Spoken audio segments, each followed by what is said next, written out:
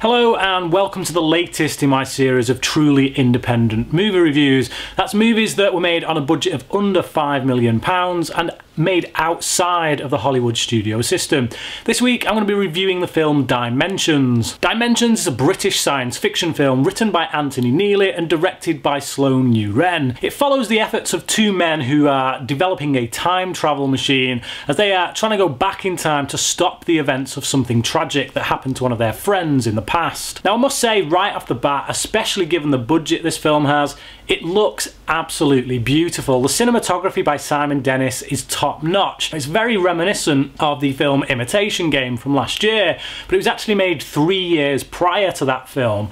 And there's also many themes within this film that also pop up, and kind of story elements, I guess, that pop up. And if I didn't know that this film was made a few years before that one, I would swear it was actually trying to rip it off in some way. Antony Neely has fashioned a really tight script that, although doesn't work on every level, most notably the more science fiction aspects, certainly works incredibly well on a dramatic level. It really does a great job of following Sid Field's rule of getting into a scene late and coming out of it early. And it also gives the three main leads some really deep characters to explore. These characters are very well drawn out indeed. When a tragedy strikes at the beginning of the film, it really leads a couple of these characters into having to deal quite heavily with feelings of grief, with feelings of loss, with feelings of guilt as well. It means that later on in the film, when we see these guys as they're older and one of them does a few things that are questionable, which are downright just wrong, quite frankly,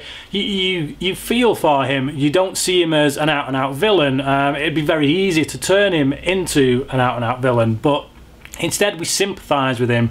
We get why he has come to this place, why he's arrived at this place. The three child actors in the film that have to kind of play out that tragedy do an excellent job also. One of the hardest things to deal with in films, as they say, is animals and children. Never work with animals and children, and there's a reason for that. It's very hard to coax a very good performance out of a child actor unless they're just born natural. But the director, Sloane U'Ren, she does a fantastic job of getting the best performances out of these very young actors. For me, the standout performance in the film comes from Olivia Llewellyn as Annie.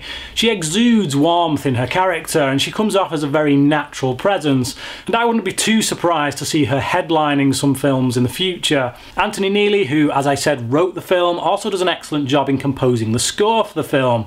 It's very unintrusive and it fits the tone of the film very, very well. Now, the film isn't perfect. As I say, there are a few issues. Primarily for me, the time travel element doesn't really work, as is often the case in so many films. But really, when you look at how this film is structured, that time travel element is really just a setup for the drama that follows, and the drama that follows is handled so beautifully you kind of don't really care in the end whether or not the mechanics of the time travel element work or not. Another minor problem is the miscasting of Camilla Rutherford as Stephen's mother. Now, she's a perfectly fine actress and she does give a very good performance in this film.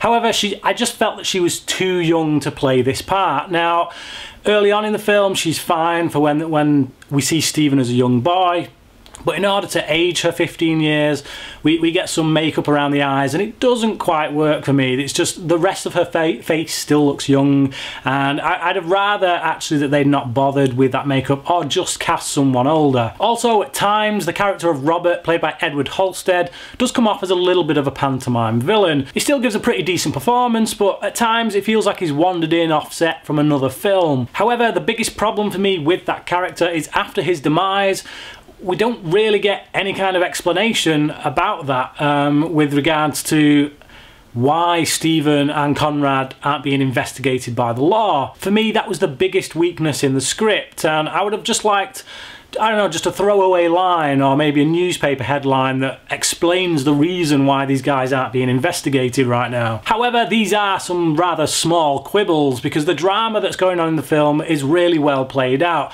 I like the journey that Neely, the writer, takes us on, and I really like the performances by the rest of the cast. I give this film a 7.5 out of 10. So if you haven't seen Dimensions, I'm going to put a link to the trailer down below, and I urge you to check that out. I urge you to check the film out because it's really very good. Now, if you have seen it, please comment below and let me know what you thought about it. And until next time, thanks for watching.